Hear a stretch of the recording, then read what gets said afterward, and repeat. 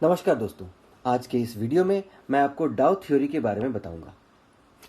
इससे पहले कि हम आगे बढ़ें, मैं आपको ये याद दिला दूं कि इसके पहले वाले वीडियो में मैं आपको टेक्निकल चार्ट के बारे में बता चुका हूं। मैं आशा करता हूं कि मेरे बताए गए वेबसाइट्स में जाके आपने टेक्निकल चार्ट्स को देखना चालू कर दिया होगा।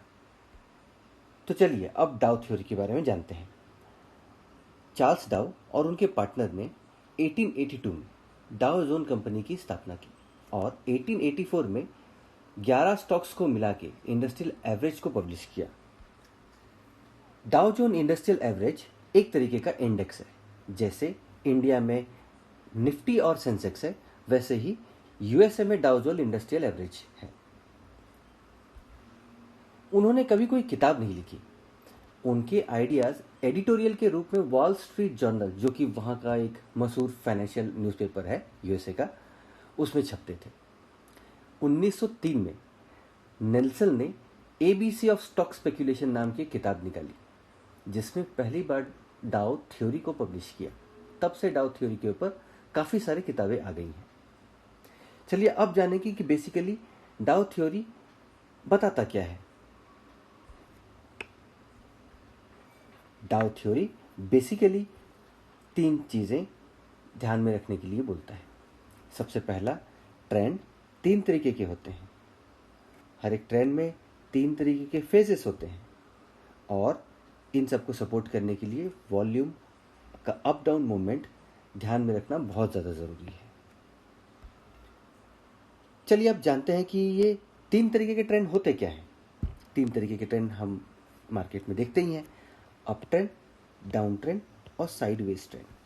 इसका क्या मतलब? अप ट्रेंड मतलब स्टॉक ऊपर जा रहा है, डाउन ट्रेंड मतलब स्टॉक नीचे आ रहा है, साइडवेज मतलब जनरली स्टॉक एक पर्टिकुलर रेंज के अंदर, एक पर्टिकुलर प्राइस रेंज के अंदर ऊपर नीचे घूमते रहता है।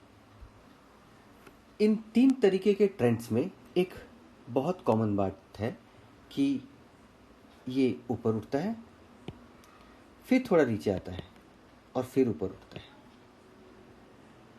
यहाँ पे भी ये नीचे जाता है, थोड़ा सा ऊपर आता है और फिर नीचे जाता है। और यहाँ पे भी ऑलमोस्ट इस जगह पे ऑलमोस्ट वैसा ही पैटर्न बनता है। इस पर डाउ ये कहते हैं कि अगर आपको ये जानना है कि ट्रेंड सही में अप ट्रेंड, डाउन ट्रेंड या साइडवेज है, जनरली इस मार्केट में तो कॉन्टिन्यूस पैसा बनाना ट्रेडिंग के तरीके से ही पॉसिबल है। ये वन डायरेक्शनल नहीं है। इसलिए अब हम सिर्फ अप ट्रेंड और डाउन ट्रेंड के बारे में बात करते हैं। चलिए, इसमें डाउ ये कहते हैं अप ट्रेंड में कि अगर आपको ये जानना है कि यह अप ट्रेंड है या फिर आपको अगर पैसा लगाने का पॉइंट ढूंढना है तो अगर ये स्टॉक ऐसे ऊपर जा रहा है और यहाँ से ये हाई बना के नीचे आया, तो अब आप ये देखिए कि ये इस पॉइंट को कब क्रॉस करता है, जहाँ पे मैं सर्कल कर रहा हूँ। अगर ये इस पॉइंट को ऊपर में क्रॉस करता है तो आप यहाँ पे बाइंग कर सकते हैं। ये बताता है कि अब स्टॉक अप ट्रेंड में है। सिमिलर तरीके से जब स्टॉक इस तरीके से नीचे आता है और इस तरीके से ऊपर जाता है और वापस से नीचे जा रहा है, तो आप ये देख सकते हैं कि इस लो का ब्रेकआउट किस पॉइंट पे बनाया है। अगर ये इस पॉइंट से नीचे जाता है तो यहाँ पे आप सेल कर सकते हैं, मतलब शॉर्ट सेल कर सकते हैं। अब हम जानेंगे कि डाउ की दूसरी बात क्या है, जो ये बोलते हैं कि हर ट्रेंड का 3 तरीके का फेज होता है। डाउ हर ट्रेंड को 3 फेजेस में डिवाइड करती हैं। उसमें ये बोलते हैं कि सबसे पहला एक्यूमुलेशन, दूसरा पार्टिसिपेशन और तीसरा डिस्ट्रीब्यूशन। इसका मतलब एक्यूमुलेशन मतलब जो स्टॉक जब नीचे से खरीदा जाता है उस फेज को जब बाइंग की जाती है नीचे प्राइस में, बहुत लो प्राइस में, उसको एक्यूमुलेशन फेज कहते हैं। और जब बहुत सारे खरीदार आ जाते हैं, जहाँ से स्टॉक बहुत रैपिडली ऊपर मूव करने लगता है, उसको पार्टिसिपेशन फेज कहते हैं, क्योंकि बहुत पब्लिक खरीदने लगती है।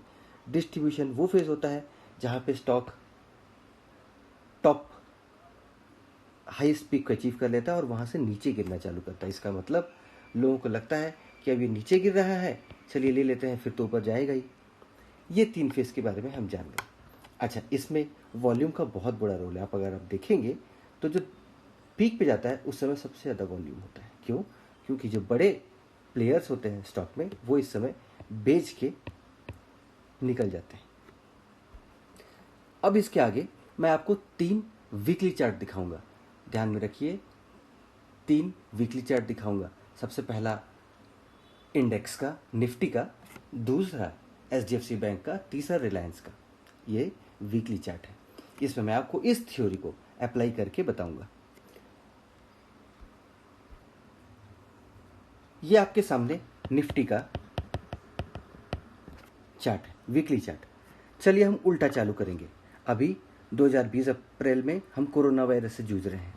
अगर आप इसे, मार्केट बहुत गिरा है, चलिए अगर आप इस डाउ थ्योरी का अप्लाई करेंगे तो आप ये देखेंगे इस पॉइंट पे इस हाई को सस्टेन नहीं किया, यहाँ से नीचे गिर गया। ये सेलिंग पॉइंट था क्योंकि यहाँ से नीचे गिरा था, यहाँ से ऊपर उठा था, फिर यहाँ से नीचे आ रहा था।